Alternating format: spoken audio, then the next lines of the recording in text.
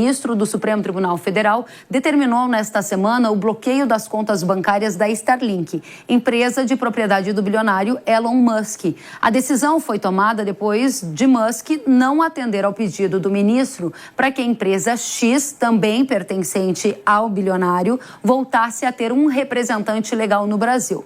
Na ocasião, Moraes afirmou que poderia suspender o funcionamento do X, da rede social X aqui no Brasil, caso a decisão não fosse cumprida. Mas em resposta ao descumprimento da medida, o ministro decidiu então penalizar uma outra empresa de Musk, a Starlink, que oferece serviços de internet via satélite. Em nota, a Starlink afirmou que a ordem do STF é baseada em uma determinação infundada de que a Starlink deve ser a responsável pelas multas cobradas inconstitucionalmente contra o X, empresa que não é filiada à Starlink. A nota diz ainda que, embora a decisão de Alexandre de Moraes possa afetar a capacidade da companhia de receber os pagamentos, os clientes não precisam tomar nenhuma medida neste momento e que, se necessário, vai continuar prestando serviços de conectividade de forma gratuita, enquanto o assunto é tratado na Justiça. É hora da gente analisar esse tema em profundidade. Vamos receber os nossos convidados. Para esse painel, recebo Leandro Ruschel, sócio fundador da Liberta Investimentos. Ruschel, seja muito bem-vindo.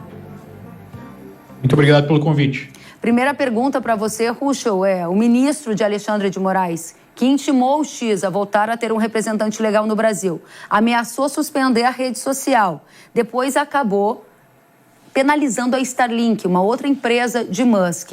Todas essas medidas de um ministro do STF, elas indicam que eles estão passando por cima da lei brasileira? Como você avalia esse cenário? Pelo menos essa é a alegação das duas empresas, tanto o X quanto o Starlink apresentam tais decisões como inconstitucionais e denunciam que não tiveram o devido direito de defesa.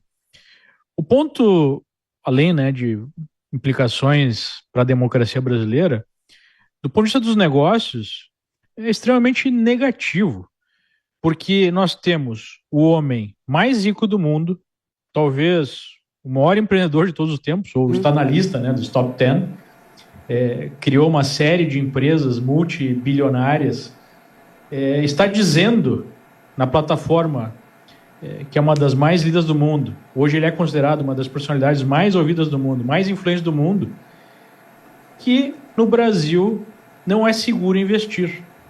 E obviamente que isso tem um impacto direto para a economia brasileira, porque nós sabemos que o Brasil é muito dependente do investimento externo, ainda mais com a falta de poupança interna que nós temos no Brasil. O Estado acaba sendo deficitário, já tivemos hoje o anúncio de mais um déficit, quando era esperado até um superávit, produziu a alta do dólar, enfim, outros efeitos no mercado. E o setor público vai absorvendo toda a poupança nacional. A gente depende de investimento externo. E aí tem o maior investidor hoje, o sujeito mais rico do mundo, dizendo, olha, o Brasil é perigoso para você investir. Só por esse ângulo já é algo extremamente negativo para o país. Essa é uma questão importante que você coloca da insegurança jurídica, os efeitos de mercado. Agora tem outra questão que a gente gostaria da sua análise, Ruschel. A Starlink é uma das principais empresas de internet via satélite em atuação no Brasil. E ela é muito usada no agro. O Sindicate, que é um dos sindicatos que representa a categoria de empresas via satélite, disse que há risco de apagão caso a decisão de manter bloqueadas as contas bancárias da Starlink se prorroguem. Você vê, de fato, um risco real de apagão aqui no Brasil em função de todo esse embate envolvendo o ministro do STF e o bilionário Elon Musk? Bem, a empresa disse que vai seguir oferecendo o acesso à internet para os seus clientes, mesmo que não receba por isso, já que, aparentemente, a decisão envolve o bloqueio de contas e até afeta a habilidade da empresa em receber os pagamentos pelo serviço. Então, no curto prazo, parece que não há esse risco, não há um risco imediato disso acontecer agora. Se isso se estende no tempo, sem dúvida, porque se a empresa não pode movimentar suas contas, como é que vai pagar fornecedores, como é que vai pagar funcionários? Não tem como ela operar.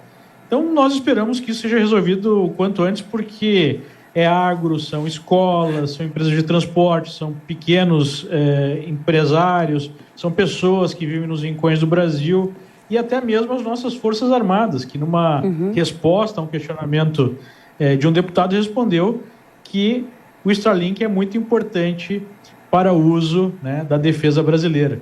Então, é uma insanidade nós imaginarmos que uma empresa, só por ela ter um sócio, nem não são os mesmos sócios exatamente, né? Por ter um sócio que é igual à empresa X, que está nessa disputa judicial, vai ter aí os seus recursos bloqueados.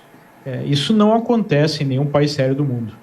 Você disse há pouco que espera que esse apagão na parte de telecomunicações não ocorra, porque espera que essa questão não se estenda no tempo e que ela se resolva logo. Qual é a saída para resolver esse embate? Bom, a última informação que nós temos é que a empresa entrou com um recurso no Supremo pedindo o levantamento desses bloqueios. Então, uma solução seria o Supremo, os outros ministros decidirem, pelo menos em maioria, levantar esses bloqueios. Isso resolveria o problema imediatamente, né? Obviamente que a empresa deve ter algum recurso, alguma capacidade de oferecer os serviços, mesmo que essa decisão não seja tomada agora, mas em algum momento a gente espera que o mínimo de bom senso prevaleça, porque senão o Brasil volta ao tempo das cavernas, né? Já que a Starlink tem um serviço que não é compatível com o que nenhuma outra empresa oferece. Não há o mesmo custo e o mesmo nível de velocidade e estabilidade da rede no mercado, né? Então, basicamente, tirar essa empresa do Brasil seria retirar esse serviço dos brasileiros. Você entende que a decisão, o fim desse embate vai passar pela justiça, caso a justiça não dê o sinal verde, o sinal, por exemplo, que o Musk está buscando, você entende que há o risco de tanto o X deixar de operar no Brasil, quanto, eventualmente, a Starlink, num cenário de maior gravidade, é algo que você considera num curto espaço de tempo, ainda em 24, por exemplo? Eu creio que o risco para o X é muito maior do que o Starlink, né? Até mesmo as pessoas que defendem a decisão em relação ao X estão criticando a decisão em relação ao Starlink. Então, me parece que no caso de Starlink, há uma chance bem maior dessa posição ser revertida. Agora, em relação ao X, o risco é muito maior, porque há uma postura, segundo a imprensa coloca, de outros ministros, ou pelo menos de uma maioria dos ministros, defenderem essa posição de bloqueio da ferramenta. Então, acho que a gente tem que separar aqui as duas empresas, apesar delas terem como principal sócio o Elon Musk. No caso do Twitter X, o Elon Musk é o sócio majoritário. No caso de Starlink, ele nem é o sócio majoritário, né? Então, tem outras partes interessadas, outros grandes investidores por trás. Então, eu vejo que o risco para o X é um risco muito maior, o que é algo muito sério, né, mas não tem um impacto direto, por exemplo, nas operações do agro, das escolas, das Forças Armadas e outras coisas. Exatamente. E esse debate ele é muito maior do que o debate sobre a operação do X no Brasil ou a operação da Starlink, mas ele é um debate que envolve que outras questões na sua avaliação? Acho que esse é um debate que envolve o cerne da democracia. O cerne da democracia é a liberdade de expressão. É a liberdade de nós estarmos aqui conversando e as pessoas poderem observar a nossa conversa e tomarem uma opinião e ofertarem essa opinião para o público. E o X é uma das ferramentas que a sociedade utiliza para isso, para se informar, para debater. Não existe democracia, não existe Estado democrático de direito sem essa possibilidade, sem a possibilidade de livre comunicação, de livre expressão. Então, eu acho que a gente vai no cerne do que representa a própria democracia. E não é possível defender a democracia destruindo a democracia. Ruschel, além dessas questões que nós estamos aqui discutindo sobre a permanência dos serviços da Starlink, a continuidade da operação do X no Brasil, o debate sobre as liberdades aqui individuais, você falou ainda sobre ambiente de insegurança jurídica. Quais são os principais pontos de curto prazo que isso também traz de impacto? Você há pouco dizia, nenhum país sério poderia estar discutindo esse tipo de questão que nós estamos. O Brasil está retrocedendo e, ao retroceder, ele também tende a afugentar investimento estrangeiro, porque colocar investimento num país que pode ver decisões sendo tomadas pela justiça e afetar significativamente negócios, é algo de maior risco. Sem dúvida, e nós temos que lembrar que não é a primeira vez que grandes empresários sofrem esse tipo de avanço, né, do judiciário sobre as suas prerrogativas básicas. Okay. Nós tivemos durante as eleições, acho que até um pouco antes das eleições, vários grandes empresários brasileiros sendo alvo de busca e apreensão, de bloqueios. Nós tivemos dezenas, se não centenas, de empresários do agro sendo alvo também de bloqueios, por conta de manifestações políticas. Então, isso tudo gera um grande questionamento. Se você está num país em que, dependendo do que você falar, do que você expressar, de você dar a sua opinião, você pode ser alvo de bloqueios judiciais, não só das suas redes sociais, mas até das suas contas bancárias ou da sua operação, isso é muito negativo para a atração de capital e para o ambiente de negócios. Gera um ambiente muito ruim, porque o Brasil já não tem a melhor imagem do mundo, né? Vamos combinar. Depois de tudo que aconteceu na Lava Jato e até as anulações das condenações, que foram anuladas só no Brasil, mas não fora do Brasil, né? Temos que lembrar disso. Isso já passa uma imagem de um país que não leva a lei tão a sério, ou pelo menos não leva o combate à corrupção tão a sério, e isso já é muito negativo para as grandes empresas globais.